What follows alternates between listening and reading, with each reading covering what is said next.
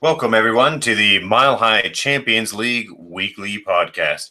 I'm your host, The Commish, and with me, well, some say that on really warm days he sheds his skin like a snake, and that for some reason he's allergic. All we know is he's called Big Nolski. How are you tonight, Noel? Oh, I'm doing just well. How are you, sir? I just was listening to some great music here. I'm sorry, what? Yes. Actually, I'm very happy because I know we usually record these on. We have been recording these on Thursdays. It's technically my Thursday right now because tomorrow's my last day, and I get a 4-day weekend. Hell yeah! Yeah. How are you? That's awesome. I'm good. I'm very good. Happy that we have a new Mile High champion, and let's get into the game. Even close, folks. Wasn't even close. So as you know, the championship game was played between Nick, AJ Watts, the second place team from the Atlantic Conference, and the number one Pacific Conference team, Givers, led by Colonel Captain Kenfield, who's not even a colonel. That's not even the right branch.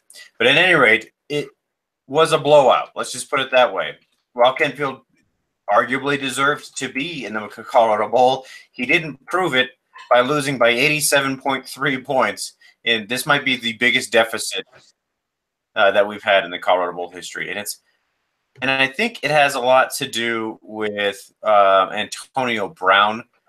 That probably would have kept him, put him above the 100-point mark. But let's tackle this, Noel. Let's dive right into this biatch of this game. So, Nick, great game all around. He had double-digit points by everyone except for Jamal Williams and Matt Bryant. It's not too unexpected. But everyone else did great. Blake Bortles, 34.2. Kenyon Drake, 30. Tyreek Hill, 22.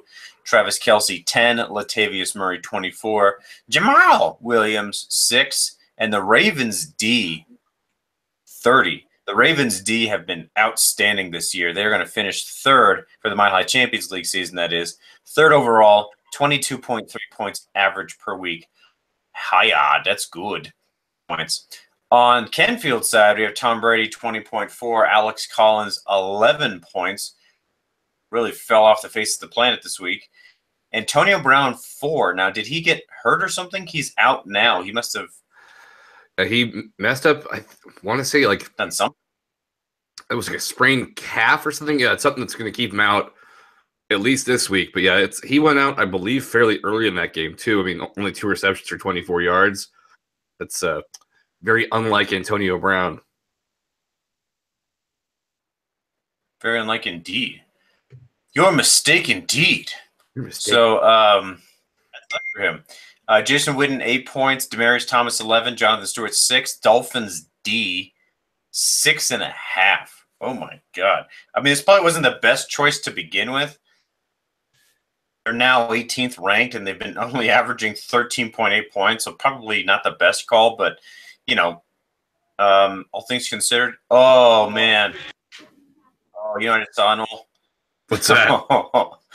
It doesn't count because it's the season. Kenfield actually technically earned himself a golden bench this week. Yeah, I saw that. Oof. 6 points. Oh, my God. It's poor Sterling Shepard got 35 points. Holy shit. Do you know what's even worse about it is, yes, he would have gotten more points for starting the Seahawks defense rather than the Dolphins defense against the Bills, which was technically the correct play here. The only reason that the Seahawks even would have got him 12 points after giving up 40 points on defense is the same reason that he would have gotten an extra 14 from Tyler Lockett, who just had a shitload of return yards because, you know, their offense was doing nothing all day. So he was racking up those return yards, and that's all that really came from on defense and the one interception. But yeah, it was a rough go of it for Kenfield here. Yikes. How much you can do with that one. All right, well, then finally had a kicker, 9 points. So 75.9 points. His bench, just so you don't have to go look it up, folks, 86.4. So this just comes down to the fact Nick had a championship week. Kenfield did not. There's not anything extraordinary here that we can say, well, it may be this or maybe that. It was clearly that Nick had the better team this week and arguably the better team this whole season. Didn't have the best record. He came in. Let me check here. In fact, I think he was the number 5 seed. What is he? 4 seed. He was the number 4 seed. So it's not like he came in like guns blazing with the expected to win. I think a lot of folks are expecting Josh to win, but c'est la vie. Here we are. So congratulations, Nick. Number 4 turns into number 1. There you go. Anything you wanted to chat in particular, Noel, about this game?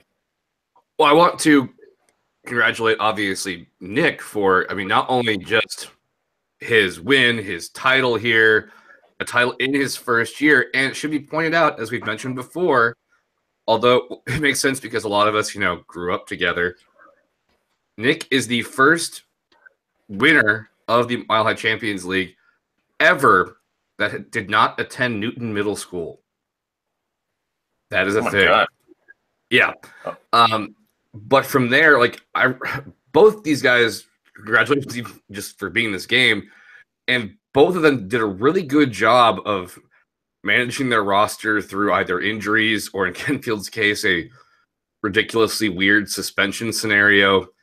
But I think it also helped here that, yes, what helped get Nick over the top here was some, as we said before, that bold start of Kenyon Drake. Having the wherewithal to start Blake goddamn Bortles in the championship game when, he's faced injuries at quarterback this whole season. While those were very good moves, this is a testament to just drafting well. Tyreek Hill, he didn't pay much money for, has been huge. Travis Kelce, even with a down week, has been instrumental in getting him to this game. So, great job, both you guys, but in particular, great job, Nick, just kind of doing a good job drafting. And then as you've had to throughout the season, go, this isn't working, I'm going to go with this guy, or this guy's hurt, I'm going to take it, roll the dice with this guy. And what Mike and I always like to see is the choosing to do situational or weekly matchups as opposed to, well, I've heard of this guy before and he's supposed to be good, because this was just another week for you of picking the right guys in the right spot.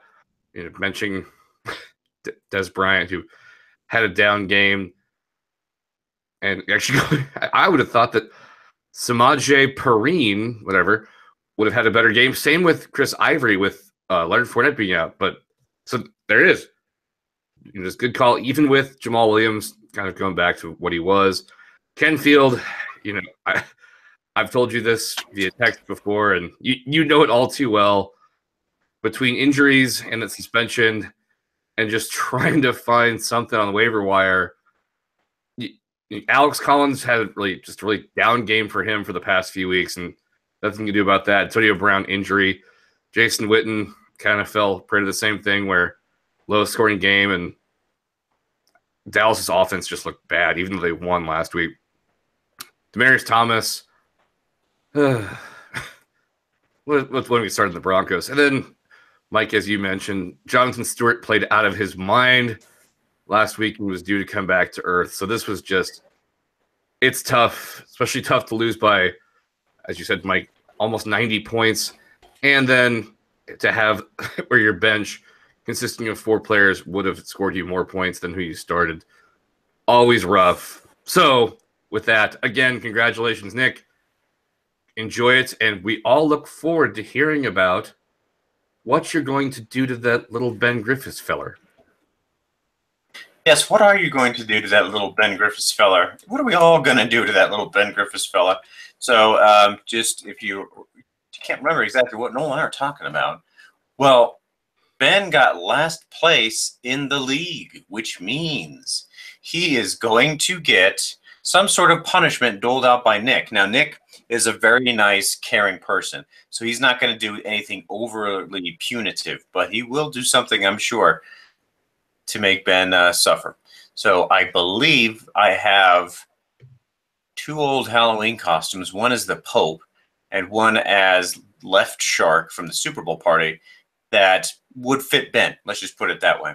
So that then wraps up the 2017 Mile High Champions League season. This has been a great season. This has been a lot of fun. This has been a really awesome season in that we saw some amazing things happen. We saw somebody in their first year become Mile High champion. We've seen for the first time ever somebody go undefeated for 11 straight weeks and go 11-1 in modern history. That's the best record we've had. We've seen a lot of fun stuff here. This has been a fantastic season. We've had a lot of Twisted Sister in the last couple of weeks on purpose. Yeah. We've had a lot of good football without anything overly dramatic happening. So this has been a good season for the Mile High Champions League. So with that, we can now conclude our podcast, very shortened podcast, because there's only one game to talk about, no previews. So that ends our podcast. Noel, is there anything you want to send out to everyone? Last podcast this season. Great season, everyone. I had a lot of fun. I hope you all had a lot of fun. And I look forward to doing it again next year. Everyone have a, I know it's not politically correct, but if you're celebrating Christmas, have a fantastic Christmas. I hope your holiday season's been great.